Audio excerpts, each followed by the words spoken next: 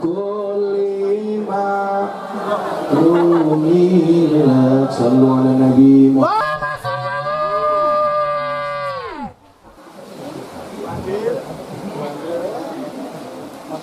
makan sekuten di tengah malam. Ustadz ganteng akhirnya datang kembali ke Sarkem.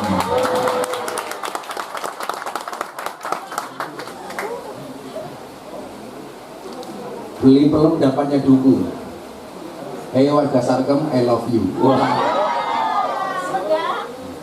Bunda matamu.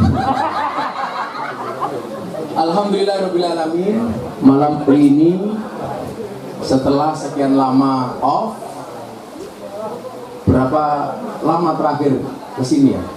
Terakhir bulan apa? Bulan Juli. Juli sekarang Februari. Berarti sudah 8 bulan Gus Miftah off karena berbagai hal termasuk masalah COVID-19. Tapi alhamdulillahirrahmanirrahim malam hari ini walaupun masih ada COVID varian Omicron. Dari kemarin bapaknya namanya Delta, sekarang cek kemarin bapaknya namanya Delta, sekarang ibunya namanya Omicron. Yang katanya ada perkawinan baru antara Delta dengan Omicron yang menghasilkan Deltacron. Kita doakan saja mudah-mudahan sakinah ya. Mana keguguran ini. Saya malam ini hadir cukup spesial karena saya ditemani dua sahabat saya yang jauh-jauh datang dari Jakarta yang meluangkan waktunya untuk membersamai kita. Di sebelah kanan saya mungkin sudah banyak yang melihat beliau di media televisi maupun media sosial. Beliau ini adalah tepuk tangan untuk beliau Mas Anindya Bakri. Jadi insya Allah salah satu program Abah besok dengan beliau kita membuat dakwah receh di Antv ya Mas, insya Allah beliaunya ini. Yang punya Antv, yang punya TV One. Kalau dulu Abah sudah pertama kali tampil di TV One itu sebelum menjadi TV One, La TV. Sekarang ganti TV Onik. Kemudian di sebelah kiri saya yang sudah beberapa kali ada di pondok, yang pernah ke pondok, ini merupakan keponakan dari Gus Dur, cucunya Mbah Hasyim Asari. Tepuk tangan untuk Gus Ipang Wahid. Saya semalam chatting sama mereka berdua bahwa saya ada waktu untuk bisa hadir di warga Sarkem dan Laskar Jogja. Dan alhamdulillah beliau berdua ini hadir walaupun di luar hujan. Tapi ingatlah, hujan itu turun bukan jatuh. Karena yang jatuh itu aku, jatuh hati sama kamu. Iya. Tapi bohong. Maka kita syukuri sekian lama nggak bisa bertemu, kita akhirnya bisa bertemu, mengajarkan kepada kita bahwa begitu pentingnya waktu. Maka kita hargai waktu sampai dikatakan al waktu asmanu minaz zahab. Waktu itu lebih berharga daripada emas. Maka banyak orang mengatakan waktu adalah uang. Makanya kalau istri minta uang dikasih waktu. Jadi gitu bro, kalau kita jalan sama teman, yuk main yuk. Teman kita jawab, sorry saya nggak ada waktu. Berarti teman kita nggak ada uang. Karena waktu adalah uang. Diam adalah emas. Makanya kalau istrinya Gus Miftah minta emas, Gus Miftah diam. Diam. Selesaikan dengan persoalan diam. Walaupun saya nggak setuju diam itu emas. Kenapa? Karena kalau diam itu emas berarti orang selingkuh itu emas. Kenapa? Karena orang selingkuh biasanya diam-diam. Kok kamu hafal banget kamu? Kamu suka selingkuh ya? Al waktu asmanu minadzab. Bagaimana kemudian kita diajarkan untuk menghargai waktu? Maka hargailah waktu hari ini yang diberikan oleh Allah sekecil apapun. Karena sedetik saja berharga, apalagi 19 detik. Ya, itu berharga banget. Berarti tahu ya. Nah. Kenapa 19 detik? Karena saya belum dapat versi 1 menitnya. Gitu, kira-kira.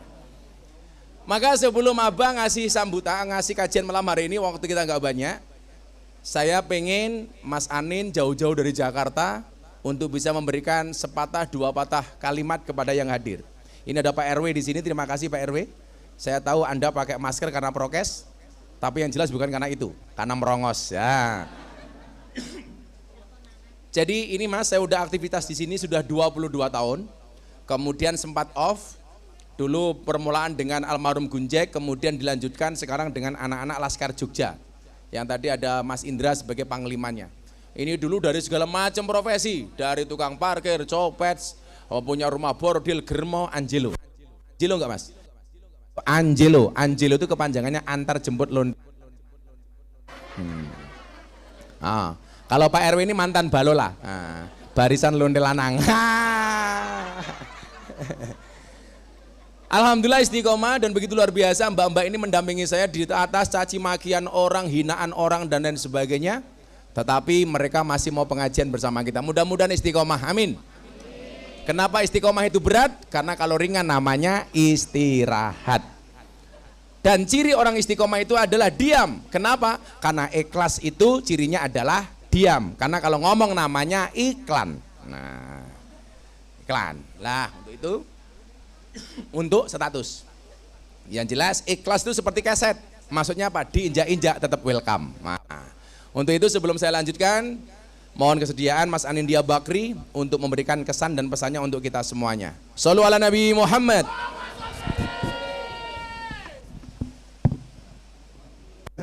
Terima kasih. Assalamualaikum warahmatullahi wabarakatuh.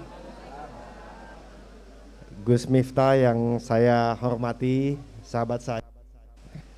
Juga di sini hadir Gus Ipang, bapak-bapak, pemimpin-pemimpin di kawasan yang unik ini, dan juga ibu-ibu sekalian. Pertama-tama saya ingin mengucapkan saya tuh senang sekali bisa hadir di sini. Terus terang saja, 2 hari yang lalu waktu pertama kali diajak, saya kurang paham apa itu lokalisasi. Ya. Nah, Mikirnya apa kemarin Mas? kita berpikir lokalisasi itu pesantren, Gus. Jadi saya waktu naik pesawat, saya tanya sama Gus Ipang, Gus, ini ngomong-ngomong saya oke nih pakai batik, nggak pakai baju koko. Oh nggak apa-apa. Ngomong-ngomong kamu tahu nggak lokalisasi kemana? Ya itulah pesantren, ya kan, asrama. Ya udahlah, saya udah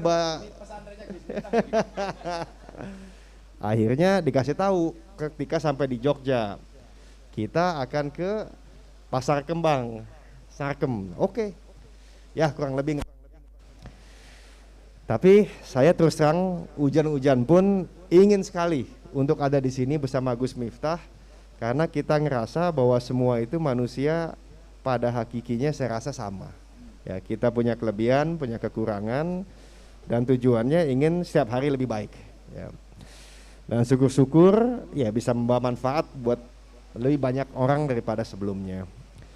Nah, saya mengenal Gus Miftah ini juga sudah lama, tapi kebetulan ketemu di Lampung, yang kebetulan kami berdua tuh ada darahnya dari Lampung. Jadi saya rasa itu bukan kebetulan. Dan tanpa disengaja juga ternyata Gus Ipang terjalin kembali hubungan dengan Gus Miftah di tempat yang sama. Bapak, ibu-ibu sekalian, saya sangat menanti, menikmati dan ingin mendengarkan lebih lanjut dari Gus Miftah, karena bagaimanapun juga ya ilmu yang paling berharga ialah ilmu yang bermanfaat. Dan saya yakin apa yang disampaikan Gus Miftah akan bermanfaat dan disajikan dengan cara yang membumi. Dan menurut saya itulah dakwah sebenarnya. Mungkin itu saja Gus Miftah. Terima kasih untuk kesempatannya. Halo semuanya. Ya. Wassalamualaikum warahmatullahi wabarakatuh. Waalaikumsalam warahmatullahi wabarakatuh. Mas Ipang mau puisi atau mau pantun tuh mbak-mbaknya? Mumpung ketemu mbak-mbaknya. Iya dong. Oh, pantun. Apa tuh? Assalamualaikum warahmatullahi wabarakatuh. Waalaikumsalam. Ke Malioboro jajan ketan hitam dan cawat baja. Ditemani Nikita Mirzani dan Happy Salma. Yang saya banggakan warga Sarkem dan Laskar Jogja, semoga selalu sehat dan happy semua. Dah gitu aja. Dah gitu aja. Itulah perbedaan Mas Anin dengan Gus Ipang. Kalau Mas Anin ngomong Sarkem masih kaku, Gus Ipang sudah lancar. Mungkin punya pengalaman di masa lalu kira-kira.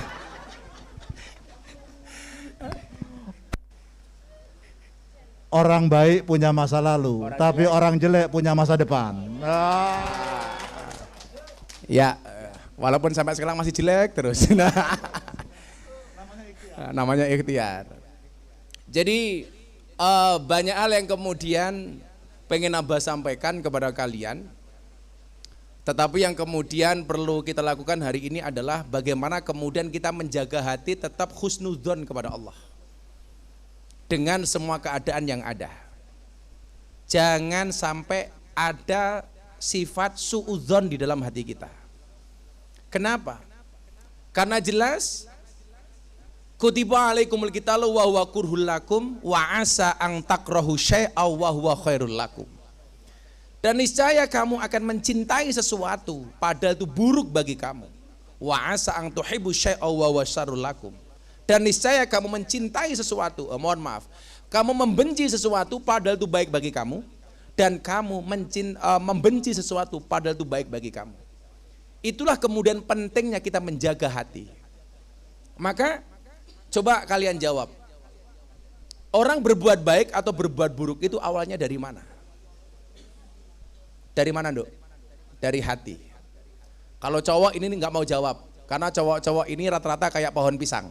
Punya jantung tapi nggak punya hati. Punya jantung nggak punya hati, pohon pisang.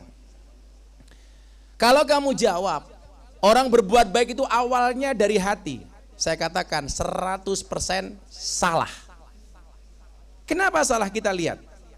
Imam Al-Ghazali mengatakan seseorang itu berbuat baik atau berbuat buruk tidak berangkat dari hati. Tetapi dari mana? Dari mata yang melihat dan dari telinga yang mendengar. Maka mata dan telinga merupakan jendela dan pintu masuk dari hati. Makanya coba Anda lihat. Di dunia ini nggak pernah ada orang dilahirkan dalam keadaan buta dan dalam keadaan budek sekaligus. Tidak pernah Allah melahirkan seseorang dalam keadaan buta dan dalam keadaan tuli. Kenapa? Karena dua tempat ini merupakan pintu dan jendelanya hati. Kalau orang buta, dia bisu banyak. Orang tuli, dia bisu banyak. Tetapi orang tuli plus buta nggak pernah ada. Kenapa? Karena kalau dua tempat ini semuanya ditutup oleh Allah, nggak ada jalan hidayah. Kalau orang itu buta, tetapi telinganya masih bisa mendengar, bagaimana dia mendapatkan jalan hidayah? Dari telinga. Kalau dia budak, matanya bisa melihat, dari mana dia mendapatkan jalan hidayah? Dari mata yang bisa melihat. Makanya nggak ada orang budak plus picek, salah satunya. Kalau kamu budak, bagaimana saya mengajarkan sholat kepada kamu? Saya jengkang-jengking di hadapan kamu. Jadi bro, pas Dedi Dokobus itu masuk Islam, jam 5 sore saya sowankan ke Kiai Ma'ruf, saya ditelepon sama Pas Pampres. Pak Kiai Ma'ruf berkenan jadi imam sholat maghrib Gus Miftah sama Dedi Corbuzier. Dedi stres, botaknya langsung berkeringat. Karena belum saya ajarkan sholat. Dedi itu apa-apa bisa, yang nggak bisa cuma satu, nyisir rambut. Akhirnya di waktu yang terbatas saya sholat di depan Dedi di dalam mobil Alphard, saya kasih gerakan sholat waktu 5 menit tok. Saya jengkang-jengking di hadapan Dedi Corbuzier. Dilihat wartawan dari luar. Malah saya sama Dedi curigai, itu Miftah sama Dedi normal apa enggak? Gitu loh. Matamu tak bilang gitu. Saya memberikan contoh kepada dia melalui kedua matanya. Nah, kalau orang nggak bisa melihat tetapi telinganya bisa mendengar, dia mendapatkan hidayah dari mana? Dari telinganya. Maka kualitas hatimu hari ini tergantung dari penglihatan dan pendengaranmu. Kalau yang kamu lihat sesuatu yang positif, maka hatimu akan menjadi hati yang positif. Kalau yang kamu dengar sesuatu yang positif, menumbuhkan optimisme, maka hatimu akan menjadi hati yang optimis. Tapi sebaliknya, kalau yang kamu lihat, yang kamu dengar sesuatu yang negatif, maka efeknya adalah hatimu akan menjadi hati yang penuh dengan negatif. Munculnya bukan husnudon tetapi suudon. Maka supaya hatimu terjaga, bagaimana Dok caranya? Caranya adalah jagalah mata dan telingamu. Karena manusia banyak tertipu melalui apa? Melalui matamu dan telingamu. Rungokno kupingmu. Itulah bedanya cewek sama cowok. Cewek itu kelemahannya di telinga, cowok itu kelemahannya di mata. Karena cowok kelemahannya di mata, maka mbak-mbak sarkem dituntut untuk pinter dandan dan make up. Supaya apa? Supaya mata laki-laki tertuju pada wajahmu. Kan cowok begitu. Kalau di sarkem lihat cewek cantik, wow. Pulang lihat istrinya di rumah, weh. Lihat cewek cantik di jalan, wow. Pulang, weh.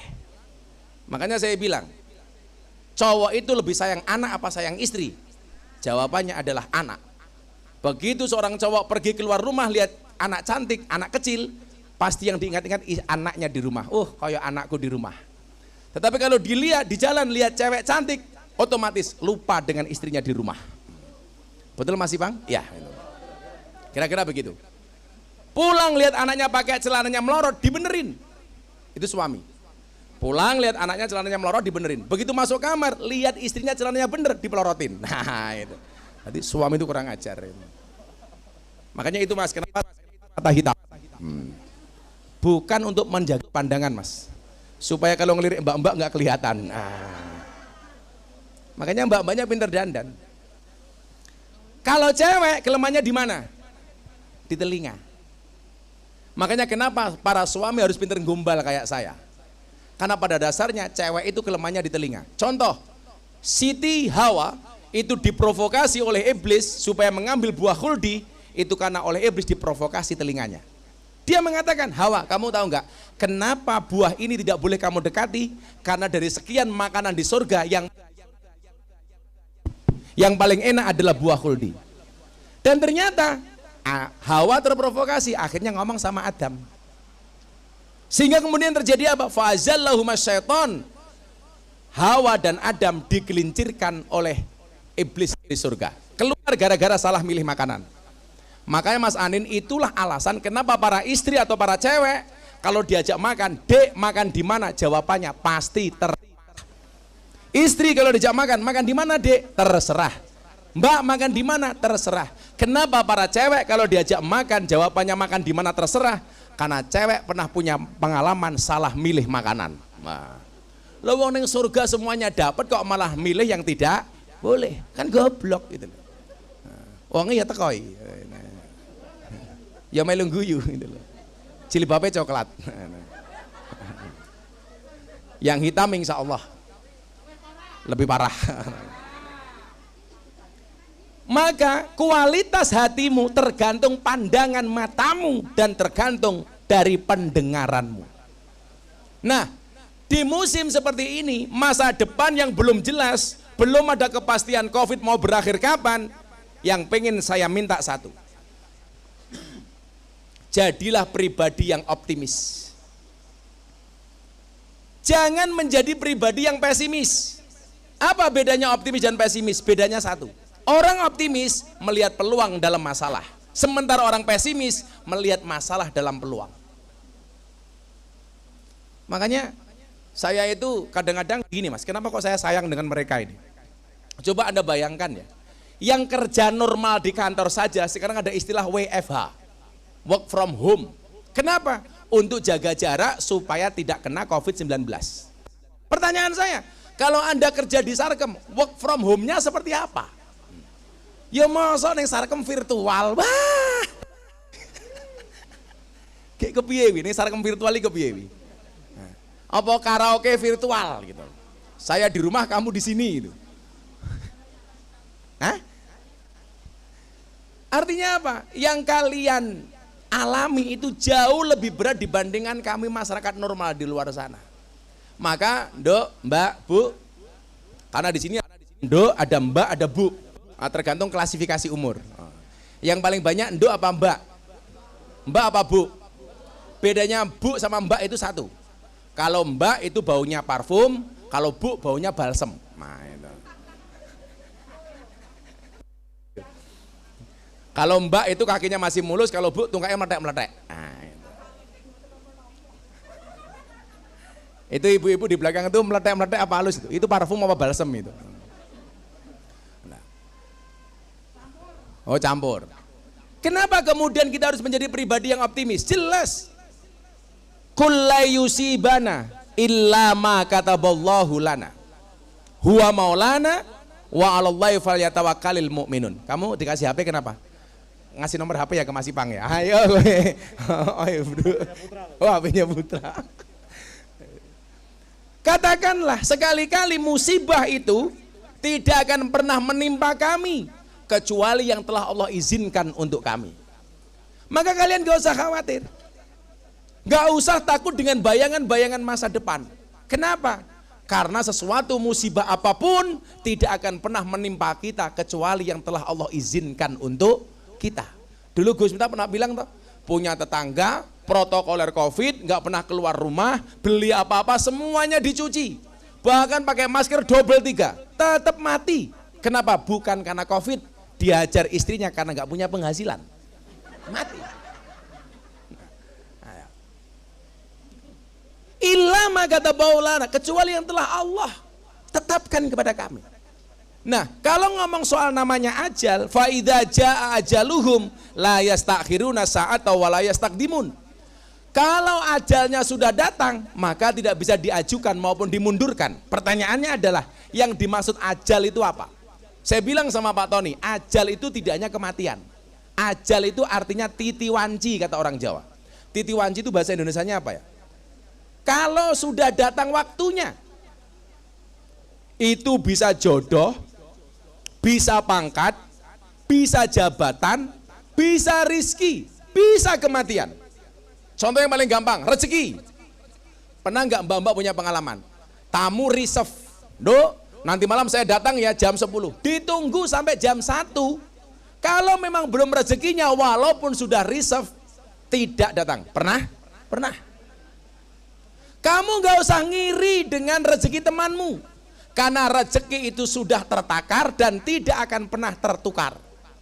Dan jangan pernah kamu banding-bandingkan rezekimu dengan orang lain. Kenapa? Karena kita berdiri di atas bumi yang sama, tapi di atas takdir yang berbeda. Maka walaupun kamu lebih cantik, belum tentu kemudian rezekimu lebih banyak daripada yang nggak cantik. Kalaupun kamu dandan wedake 3 ton, gitu kan. Saya pernah bilang toh, yang suka bohong itu cewek apa cowok? Yang suka bohong cewek apa cowok? Cewek. Siapa yang bilang cowok? Coba kita lihat faktanya. Cewek itu kan bohong semuanya. Alis kelihatan keren, ya karena lukisan. Idep kelihatan bagus, ya sambungan. Pipi kelihatan mulus, ya mergo pupuran. Hidung kelihatan mancung, ya suntian. Betul? Bibir ketok wow, ya mergo filleran. Body ketok dhuwur, ya mergo sandal jinjitan. Bahkan susu ketok gede, ya mergo ganjelan.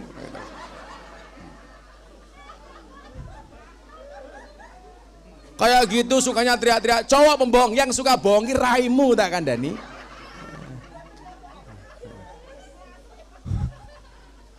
Ada-ada saja gitu loh. Ini kan kalau hidungnya nggak mancung langsung ke Singapura mas, disontek pakai solikin. Apa? Oh silikon, iya silikon yang nyontek namanya dokter Solik. Gitu loh. Jadi apa? Nggak usah kemudian kita iri. Lah kerukunanmu justru di Sarkem ini yang perlu dijaga. Kenapa? Jangan sampai gara-gara kalian nggak rukun, nggak akur, justru menjauhkan rezekimu. Maka bangsa Indonesia ini kalau pengen menjadi bangsa yang besar gampang kok. Jadi negara yang rukun, yang akur. Bagaimana kemudian rezeki itu mau datang dengan kita sementara rumah tangga kita tiap hari berkelahi? Nggak mungkin datang. Mas Anin mau ngundang saya. Begitu mau masuk rumah saya sedang berkelahi sama istri saya. Kira-kira Mas Anin tetap masuk apa pulang? Pulang. Kenapa? Karena lihat orang bertengkar. Nggak akan mungkin masuk. Rezeki yang sudah Allah siapkan melalui para malaikatnya bisa jadi di hall, ditunda, atau bahkan mungkin didelay, atau bahkan mungkin dibatalkan. Kenapa? Karena kita tidak mau akur. Dok, kamu syukuri loh. Kamu syukuri. Kita maksiat saja rezeki kita masih dijamin oleh Allah. Betul? Coba kalau Allah itu jahat sama kamu. Khusus wilayah Yogyakarta bagian Sarkem saya embargo. Malaikat gak boleh datang, gak usah bagi rezeki di sana. Nyatanya Allah masih menitipkan rezekinya melalui tamu-tamumu. Betul? Betul. Dulu ada yang jual sama saya, Mas. Wartawan kan gak percaya kalau pengajian di Sarkem itu ada manfaat. Wartawan ketemu saya, Gus, coba saya mau mbak-mbaknya mana yang mau ngasih testimoni pengajian di lokalisasi itu ada manfaatnya. Akhirnya bener, Mas. Mbak-mbak tak ajak ketemu wartawan. Mbaknya bilang, coba kamu cerita sama wartawan, ada nggak manfaatnya kamu pengajian di sini? Oh ada, Mas. Apa? Saya dulu nerima tamu 20 menit menjelang adzan subuh. Transaksi, deal, masuk kamar. Begitu masuk kamar, adzan subuh berkumandang. Allahu Akbar, Allahu Akbar. Langsung mbaknya bilang sama tamunya, Om pending dulu ya. Lah kenapa mbak? Adzan subuh, hubungannya apa? Nggak enak, Mas, kan saya ikut pengajian Gus Miftah. Akhirnya tamunya diam. Selesai adzan berkumandang, langsung tamunya bilang, Mbak, Anda saya bayar, nggak usah dilanjutkan. Lah kenapa, Mas? Saya juga jamaahnya Gus Miftah.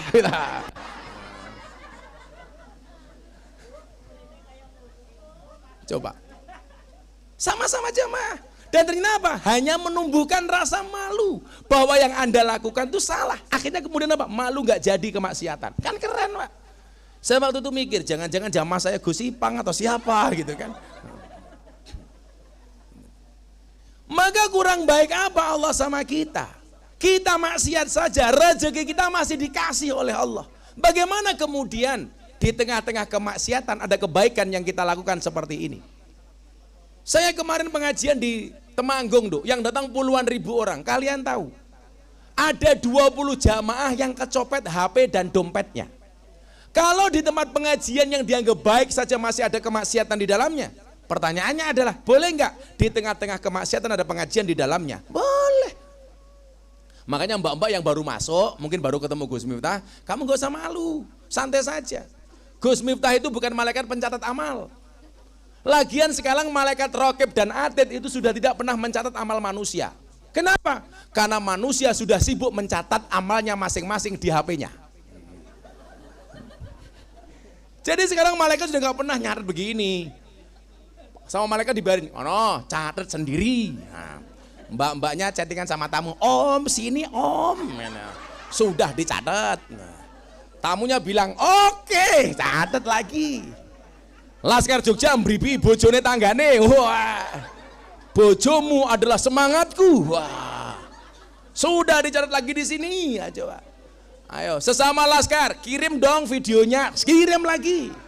Makanya besok di hari kiamat, malaikat datang menghisap amal kita sudah tidak membawa buku catatan amal manusia. Kalian pede, nggak bakal dihisap, malaikat nggak punya bukti. Begitu malaikat datang langsung malaikat teriak, buka HP-mu, merongos. Ada semua buktinya di situ. Hati-hati gitu. Hati-hati. Makanya para suami dan para istri ingat, kunci dari kesuksesan sebuah hubungan adalah bersihkan chat history. Itulah kira-kira. Yes. Pengalaman matamu gitu loh. Hidup para suami semakin tertekan gara-gara layangan putus. Wah. It's my dream, matamu.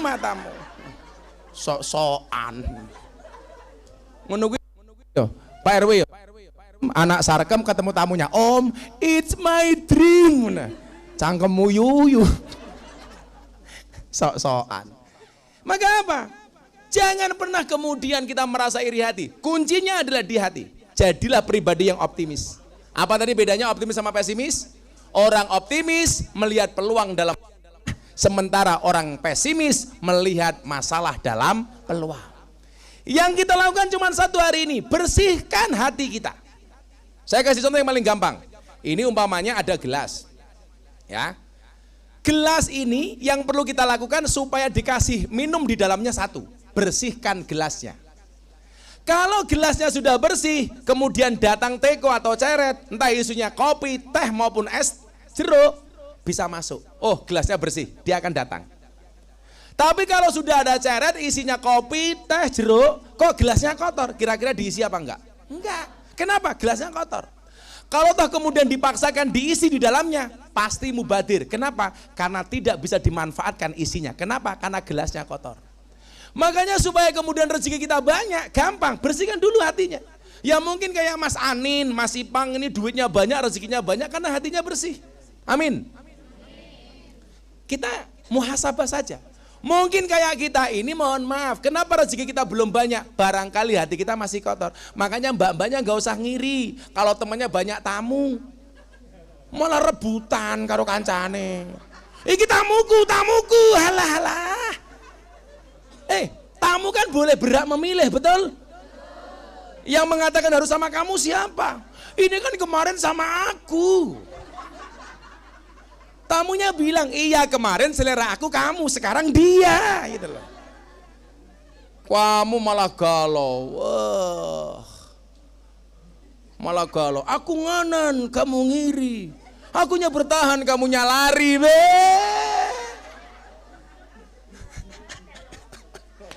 Codot.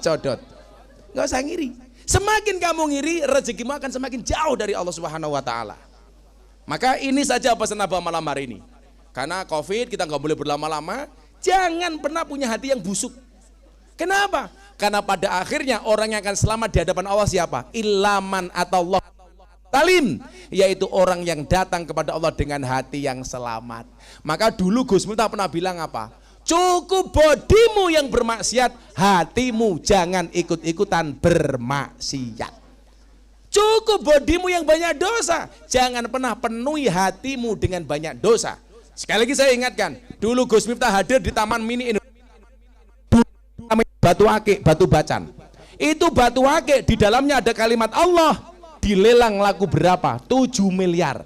Anda bayangkan, kalau benda mati, di dalamnya ada kalimat Allah, harganya 7 miliar. Bagaimana dengan hati manusia kalau di dalamnya ada Allah? Berapa nilainya?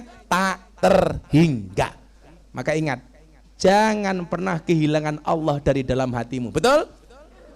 Makanya Duk, besok kamu pulang dari sini, adzan subuh, Allahu Akbar, pulang. Langsung mandi besar kamu sholat. Allahu Akbar. Tidur. Mabuk, orang masalah. Malu, justru lebih malu kalau kamu habis maksiat, kenapa enggak sholat? Kalau kamu mengatakan habis maksiat malu kalau sholat, lebih malu lagi habis maksiat, kenapa tidak mau sholat? Maka sholatlah walaupun kamu habis maksiat. Karena kamu harus lebih malu, maksiat saja rezekimu ditanggung oleh Allah, masa tidak dibalas dengan sholat? Maka istilahnya STMJ, sholatnya terus mabuknya jalan.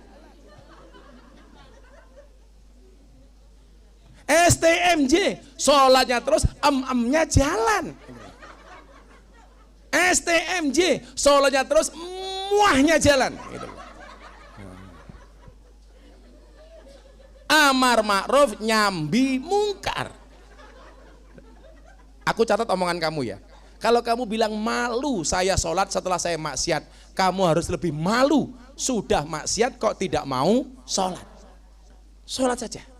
Mandi sholat. Nanti malam habis sholat maksiat lagi Gus, terus gak masalah.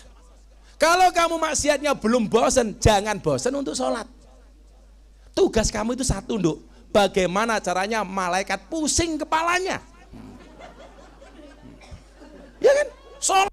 Malaikatnya begitu kamu sholat, Allahu Akbar. Malaikat teriak, wow. Malam ketemu tamu lagi, weh. Gitu. Maka tugas kamu satu, jangan hanya membuat malaikat weh, tapi buatlah malaikat wow. Jadi yang terjadi apa? Buku catatan malaikat cuma 2, wow, weh, wow, weh, wow, weh.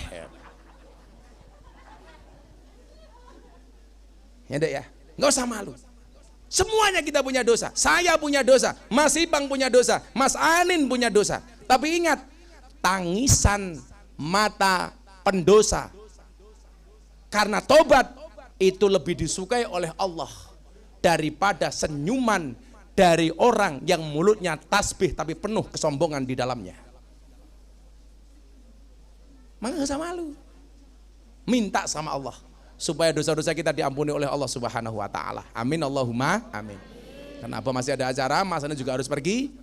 Kita baca salat hasbi rabbi yang khusyuk semuanya, minta sama Allah supaya kita semuanya ditolong oleh Allah Subhanahu wa taala. Niatkan untuk taubat. Niatkan untuk berbuat baik. Jangan sampai Allah meninggalkan hati kita. Kenapa? Karena qalbun mu'min baitullah, hatinya orang beriman di dalamnya ada Allah. Seberapa besar pun dosa yang kamu hadapi, dosa yang kamu punyai, ingat, Gus Miftah selalu mengatakan, kalau dosamu sebesar kapal, yakinlah ampunan dan maghfirah dari Tuhanmu lebih dibandingkan lautan. Shallu ala Nabi Muhammad. Hasbi Rabbi Jalallah ma fi qalbi ghairullah Nur Muhammad Sallallahu la ilaha illallah. Yang lebih khusyuk, hasbi rabbi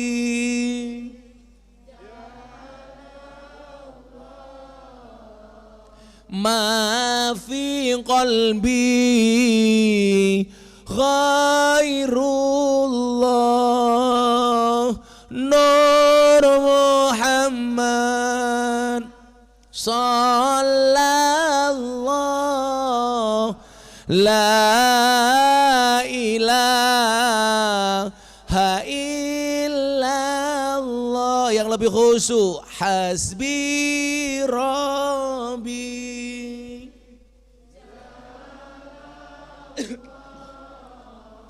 ma fi qalbi ghairullah Nur Muhammad Sallallahu la ilaha illallah. Allahumma sholli ala sayyidina Muhammad wa ala ali sayyidina Muhammad walhamdulillahi rabbil alamin. Ya Allah ya Rabb, izinkan kami malam hari ini ya Allah menengadakan kedua tangan kami, mengkhusukkan hati dan pikiran kami untuk bermunajat kepadamu ya Allah. Hasbi Rabbi Jallallah, cukuplah Engkau Allah yang Maha Agung sebagai penolongku, sebagai penolong kami ya Allah. Apapun masalah yang kami hadapi, hanya Engkaulah penolong kami ya Allah. Hanya Engkaulah yang memberikan jalan keluar dari masalah kami. Hanya Engkaulah yang memberikan solusi dari masalah yang kami hadapi. Hanya Engkaulah problem solver dari masalah yang kami hadapi ya Allah. Ma fi qalbi ghairullah, tidak ada sesuatu pun di dalam hati kami kecuali asmamu ya Allah. Ya Allah ya Rabb, semaksiat apapun kami, sedosa apapun kami, senakal apapun kami ya Allah, jangan pernah Engkau tinggalkan hati kami ya Allah. Jangan pernah Engkau lari dari hati kami ya Allah. Jadikanlah hati kami senantiasa bersemayam asmamu ya Allah. Jadikanlah senantiasa hati kami berzikir menyebut asmamu ya Allah. Karena Engkau mengatakan ya Allah, qalbun mu'min baitullah, hatinya orang beriman adalah merupakan rumahnya Allah. Ya Allah ya Rabb, jadikanlah hati kami ini ya Allah, hati yang pandai berzikir dan menyebut asmamu ya Allah. Nur Muhammad sallallahu, cahaya Muhammad yang Kau bersolawat kepadanya ya Allah. Jadikan kami malam hari ini ya Allah hamba-hambamu yang senantiasa mengumandangkan solawat. Jadikanlah kami hamba-hambamu ya Allah mencintai Nabi kami Nabi Muhammad. Jadikanlah kami ya Allah ahli-ahli zikir dan solawat. Jadikanlah hati kami ya Allah senantiasa terpaut dengan nama Muhammad ya Allah. Karena Engkau menciptakan dunia berikut isinya semata-mata dari Nur Muhammad. Engkau menciptakan rizki dari Nur Muhammad. Engkau menciptakan dunia dari Nur Muhammad. Engkau menciptakan surga dan neraka dari Nur Muhammad. Untuk itu ya Allah, jadikanlah kami umat yang diakui oleh baginda Muhammad SAW. Ya Allah ya Rabb, jadikanlah kami orang-orang yang dekat dengan Nabi. Ya Allah ya Rabb, jadikanlah kami orang-orang yang mencintai Nabi. Karena Nabi kami pernah mengatakan yusarul mar'u ma'aman ahabba, seseorang itu akan dikumpulkan bersama orang-orang yang dicintainya ya ya Allah. Jadikanlah hati kami senantiasa mencintai Nabi kami ya Allah. Jadikanlah hati kami senantiasa bermahabbah kepada Nabi kami ya Allah. Jangan pernah Engkau jauhkan kami dari Nabi kami ya Allah. Birahmatika ya arhamar rahimin. La ilaha illallah. Dan pada akhirnya ya Allah, satu saat nanti ya Allah, ketika Engkau berkenan panggil kami ya Allah, panggillah kami dengan kalimat terakhir yang keluar dari mulut kami ya Allah, biqauli la ilaha illallah, la ilaha illallah, la ilaha illallah Muhammadur Rasulullah. Karena nabimu pernah berjanji ya Allah, man qala akhiru kalamihi la ilaha illallah dakhalal jannah. Karena nabimu memberikan janji kepada kami ya Allah, siapapun yang mati yang menghadap kepadamu dengan akhir kalimat la ilaha illallah, maka baginya adalah surga ya Allah. Ya Allah ya Rabb, begitu banyak dosa dan kesalahan kami, tetapi rahmat dan maghfirahmu lebih besar daripada dosa-dosa kami ya Allah. Ya Allah ya Rabb, bukakan pintu maafmu untuk kami, bukakan pintu maghfirahmu untuk kami. Ya Allah ya Rabb, jadikanlah kami semaksiat apapun dalam kehidupan kami, menyia-nyiakan waktunya untuk beribadah kepadamu ya Allah. Birahmatika ya arhamar rahimin. Baca Rabbana atina 3 kali bersama-sama. Rabbana atina fid dunya hasanah wa fil akhirati hasanah wa qina adzabannar. Rabbana atina fid dunya hasanah wa fil akhirati hasanah wa qina adzabannar. Rabbana atina fid dunya hasanah wa fil akhirati hasanah wa qina adzabannar. Wa sallallahu ala sayyidina Muhammadin nabil ummi wa ala alihi washabihi wa baraka wa sallam. Subhana rabbika rabbil izzati amma yasifun wa salamun alal mursalin walhamdulillahi rabbil alamin. Al-Fatihah. Pas iyyaka na'budu wa iyyaka nasta'in diulangi 11 kali dengan khusyuk. Allah akan mengijabah doa kita. Ala hadiniyah wa ala kulli niyatin sholihah. Al-Fatihah. A'udzubillahi minasyaitonir rajim. Bismillahirrahmanirrahim. Alhamdulillahirabbil alamin arrahmanir rahim. Iyyaka na'budu wa iyyaka nasta'in. Iyyaka na'budu wa iyyaka nasta'in. Iyyaka na'budu wa iyyaka nasta'in. Iyyaka na'budu wa iyyaka nasta'in. Iyyaka na'budu wa iyyaka nasta'in. Iyyaka na'budu wa iyyaka nasta'in. Iyyaka na'budu wa iyyaka nasta'in. Iyyaka na'budu wa iyyaka nasta'in. Iyyaka na'budu wa iyyaka nasta'in. Iyyaka na'budu wa iyyaka Iyyaka na'budu wa iyyaka nasta'in. Ihdinas siratal mustaqim. Siratal ladzina an'amta 'alaihim ghairil maghdubi 'alaihim. Mudah-mudahan Allah mengijabah doa-doa kita. Amin. Silakan dilanjutkan makan malam. Itu sudah ada nasi dari sahabat Gus Miftah SGM. Nah, dari siapa? Sekarang dia. Oh, sekarang dari beda. Dari P apa itu? Para pendosa pemburu majelis ya. Ini para pendosa ini ya. Oh, makasih ya Nduk ya, mudah-mudahan Allah ganti yang lebih baik. Amin. Silakan menikmati hidangan. Saya sama Mas Gosibang mohon pamit, tetap nggak usah salam-salaman ya. Nanti silakan makan, diminum, dilanjutkan. Terima kasih. Assalamualaikum warahmatullahi wabarakatuh.